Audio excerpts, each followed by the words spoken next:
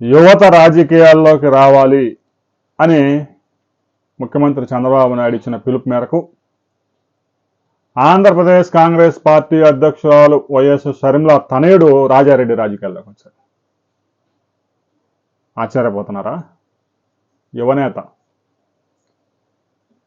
ప్రజల్ని ఉద్ధరించడానికి రాజకీయాల్లోకి అడుగుపెట్టాడు.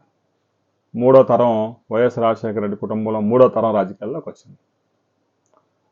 సహజంగా వ్యాపారాలు చేసి సంపాదించాలంటే చాలా కష్టం. భారీగా పెట్టుబడులు పెట్టాలి. ఆ పెట్టుబడులు సమీకరించుకోవడం కూడా చాలా కష్టమైన వ్యవహారం. సరే, పెట్టుబడులు పెట్టిన తర్వాత ఇండస్ట్రీని సజావుగా నడవనిస్తారా అంటే రాజకీయ నాయకులు వాళ్ళందరిని మేపాల. మరొక వైపు ఐటీ అధికారులు, మరొక వైపు జిఎస్టీ అధికారులు, మరొక వైపు కమర్షియల్ ట్యాక్స్ అధికారులు, మరొక వైపు మున్సిపల్ అధికారులు, మరొక వైపు రెవెన్యూ అధికారులు, ఇలా 36 శాఖలను మేపుకుంటూ పోవాలి. అందుకే తెలివైన వారంతా రాజకీయాల్లోకి వచ్చి ఆ రాజకీయాల్లో పెట్టుబడి పెట్టి అధికారంలోకి వచ్చినప్పుడు, అధికారం చిక్కినప్పుడు రాష్ట్రాన్ని చెరబట్టి ఒక్క 5 సంవత్సరాల అధికారంలోనే 1,00,000 కోట్ల రూపాయలు లాగి బయటేస్తున్నారు.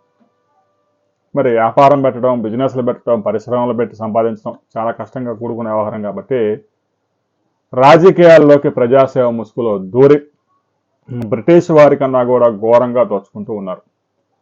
2004లో వైఎస్ రాజశేఖర రెడ్డి ముఖ్యమంత్రిగా పదవి బాధ్యతలు చేపట్టే నాటికి రాజశేఖర రెడ్డి కుటుంబం ఆదాయ పన్ను 2 లక్షలు.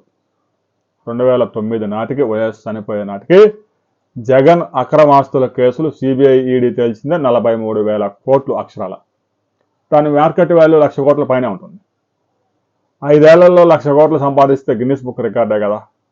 రిలయన్స్ అంబానీకే సాధ్యం కాని వ్యవహారం కదా, అదానీలకే సాధ్యం కాని వ్యవహారం కదా. మరి ఇంత లాభసాటి వ్యవహారాన్ని వైఎస్ రాజశేఖర రెడ్డి మూడో తరం వదులుకుంటుందా? వదులుకోదు. అందుకే రాజారెడ్డి సిద్ధమయ్యారు.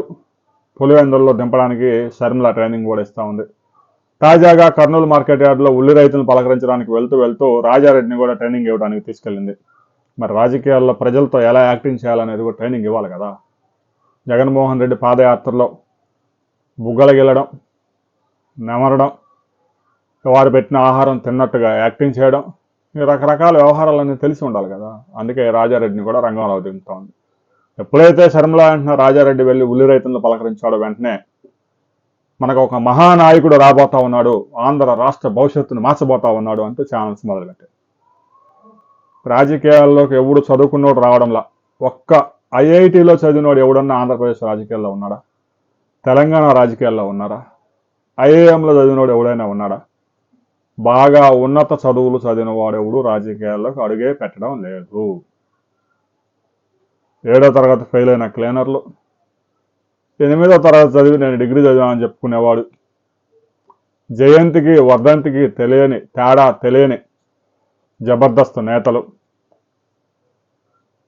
హైటెక్ సిటీ దగ్గర మీరు నాటిన మొక్క అంటూ కేకలేసిన సాఫ్ట్వేర్ ఇంజనీర్గా చెప్పుకుంటున్న నటీమణులు, మహానటులు, వీళ్ళంతా వస్తూ ఉన్నారు.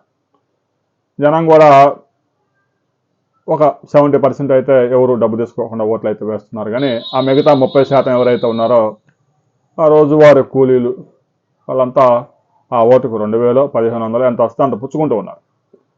దీంతో రాజకీయ నాయకులు కూడా సమాజంలో ఓట్లు చీలిపోయి, అలాగే స్పష్టంగా చీలిపోయి ఈ పార్టీకి ఇవి, ఆ పార్టీకి అవి అయితే ఉంటాయి, మిగతా అవి ఏవైతే 30% ఉంటాయో వాటి మీద ఫోకస్ పెట్టుకుంటూ ఉన్నారు.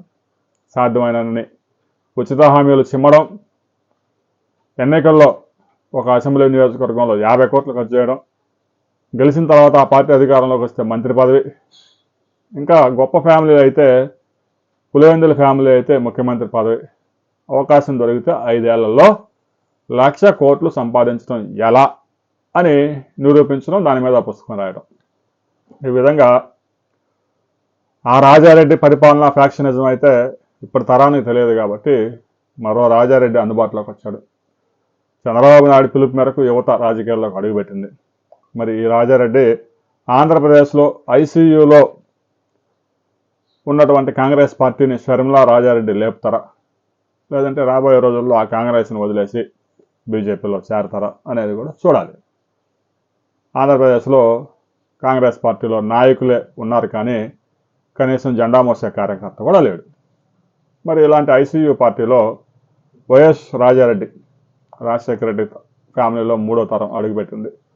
మరి ఆయన కాంగ్రెస్ పార్టీలో ఆంధ్రప్రదేశ్లో రాజకీయాలు చేసి కర్ణాటక, తెలంగాణలో ఎలాగూ కాంగ్రెస్ పార్టీ అధికారంలో ఉంది కాబట్టి అక్కడ పెద్ద పెద్ద కాంట్రాక్టులు తెచ్చుకొని వ్యాపారాలు చేసుకుంటాడు అనేది కూడా చూడాలి.